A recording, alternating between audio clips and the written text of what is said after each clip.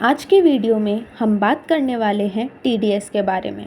इसके types, due dates, interest, penalty जैसे कई प्रोविजंस की जानकारी आपको देंगे और ये भी कि ये पेनल्टी ना लगे इसके लिए हम क्या कर सकते हैं। सो गाइस, चलिए अपने टीडीएस के कंसेप्ट को स्टार्ट करते हैं। इनकम टैक्स का एक पार्ट होता है TDS, tax deducted at source. उसको समझते हैं बिल्कुल बिगनिंग से। जैसे कि मैंने किसी से माल खरीदा या किसी से कोई काम करवाया, तो उस काम के बदले में मुझे आपको पेमेंट देनी है। मेरे लिए ये पेमेंट एक खर्चा है और आपके लिए वो एक इनकम है। मेरी तरफ से ये पेमेंट सामने वाले पर्सन के लिए एक इनकम का सोर्स है।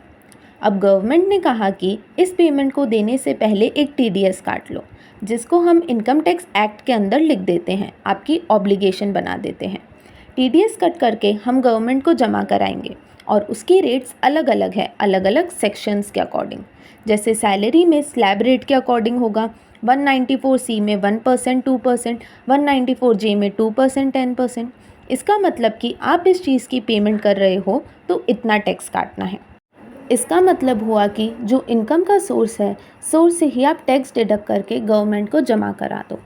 और एक बात, टीडीएस तभी कट कर सकते हैं जब पर्सन की इनकम पर्टिकुलर सेक्शन के अंडर एक सर्टेन लिमिट क्रॉस कर जाए। अगर सैलरीड एम्प्लॉय का टीडीएस कट करना है ऑन सैलरी पेमेंट, उसके लिए as per section 192B form 24Q होता है। और अगर अदर देन सैलरी कोई भी टीडीएस कट हो रहा है, उसके लिए फॉर्म 26Q है। Form 27Q NRI non resident Indian के लिए है। अब हम बात करेंगे टीडीएस की ड्यू डेट्स के बारे में। टीडीएस का रिटर्न क्वार्टरली फाइल होता है, जिसकी ड्यू डेट क्वार्टर के नेक्स्ट मंथ की लास्ट डेट होती है। जैसे फर्स्ट क्वार्टर अप्रैल से जून का टीडीएस रिटर्न फाइल करने की लास्ट डेट है 31 जुलाई। सेकेंड क्वार्टर जुलाई टू सितंबर की 31 अक्टूबर।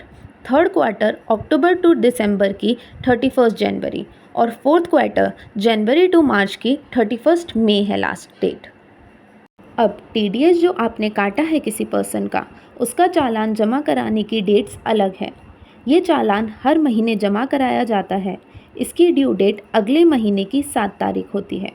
जैसे कि अप्रैल मंथ का चालान जमा कराने की लास्ट डेट 7 मई है। बस मार्च मंथ का चालान जमा कराने की लास्ट डेट 30 अप्रैल है। बाकी अप्रैल टू फरवरी हर मंथ के लिए नेक्स्ट मंथ की 7 डेट ही लास्ट डेट है। पर सैलरी के केस में डिडक्शन करने के 7 दिन के अंदर अंदर अमाउंट डिपॉजिट कराना होता है। जैसे कि सैलरी पर टैक्स 10 तारीख को डिडक्ट किया, तो ये टीडीएस का अमाउंट 17 तक जमा करा देना है।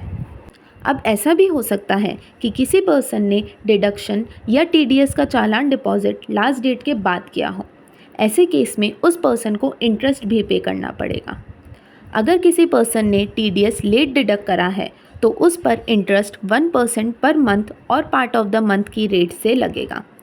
जैसे कि पर्सन को जून मंथ का टीडीएस 30 जून तक डिडक्ट कर लेना चाहिए था, पर उसने टैक्स डिडक्ट 10 अगस्त को किया, तो उस पर इंटरेस्ट 1% की रेट से लगेगा 2 महीने के लिए, जुलाई और अगस्त।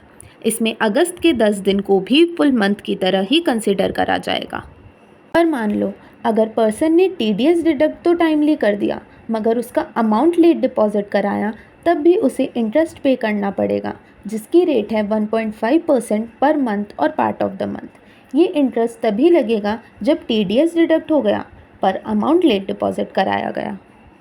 जैसे कि जून मंथ का टीडीएस अमाउंट डिपॉजिट कराने की लास्ट डेट है 7 जुलाई, पर आपने टीडीएस जमा कराया 20 अगस्त को, तो आप पर इंटरेस्ट भी चार्ज होगा 1.5% की रेट से 2 महीने के लिए, जुलाई और अगस्त।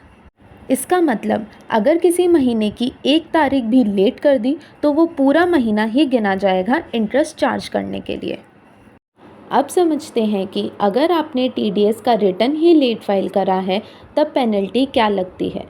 मान लीजिए क्वार्टर 1 में कोई टीडीएस फाइल होनी थी, जिसका टीडीएस अमाउंट था 1 लाख रुपए, पर वो टीडीएस रिटर्न क्वार्टर 1 में फाइल ना होकर क्वार्टर 4 में फाइल हो रही है, तो इस लेट फाइलिंग पर पेनल्टी फ़ीस लगेगी 200 पर डे के अकॉर्डिंग। क्योंकि ये रिटर्न 31 जुलाई जो क्वार्टर 1 की लास्ट डेट है रिटर्न फाइलिंग की, तब न लगकर क्वार्टर 4 की लास्ट रिटर्न फाइलिंग डेट को लग रही है, जो है 31 मई। तो इस पर लेट फाइलिंग फ़ीस बनेगी 10 महीने के लिए, अगस्त से मई, जो होगी 304 दिन के लिए, यानी 60,800 रुपये। और ऐसे केस में ये माना जाएगा कि टैक्स डिडक्ट तो क्वार्टर 1 के एंड तक हो गया, पर उसका अमाउंट डिपॉजिट क्वार्टर 4 के TDS अमाउंट डिपॉजिट की लास्ट डेट, जो कि 30 अप्रैल है, तब तक नहीं हुआ। तो ऐसे केस में 1 लाख TDS अमाउंट पर 1.5% की रेट से इंटरेस्ट भी लगेगा, जुलाई से लेकर अप्रैल, 10 महीने का।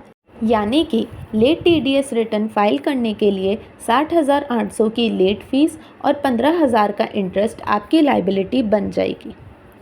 पर अब मैं आपको बताऊंगी कि हम इस 60,800 की पेनल्टी से कैसे बच सकते हैं, जैसा कि मैंने आपको वीडियो की शुरुआत में कहा था। क्वार्टर 1 में जो TDS जानी थी, उसका TDS डिडक्ट करने की डेट क्वार्टर 1 में कोई डेट ना लेकर क्वार्टर 4 में 31 मार्च की डेट लेना, यानी कि TDS डिडक्ट ही करा 31 मार्च को जाए, जिससे ये रिटर्न क्वार्टर 4 का ही माना जाएगा।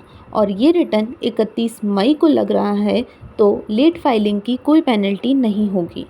और जैसा कि हम जानते हैं, जब तक टैक्स डिडक्ट नहीं होता, तब तक चालान डिपॉजिट कराने की लाइबिलिटी भी नहीं बनती। तो क्योंकि टैक्स डिडक्ट ही 31 मार्च को किया गया है, तो चालान की लास्ट डेट हो जाएगी 30 अप्रैल। और क्योंकि रिटर्न 31 मई को लगती हुई मानी जाएगी, तो 1 महीने का इंटरेस्ट लग जाएगा 1 लाख के TDS अमाउंट पर, जो होगा 1,500 रुपये। तो ऐसे रिटर्न भी फाइल होगा और लेट फीस की पेनल्टी भी नहीं लगेगी। TDS और टैक्स रिलेटेड ऐसे ही कई प्रोविजंस की जानकारी पाते रहने के लिए जुड़े रहिए टैक्स सरल के साथ।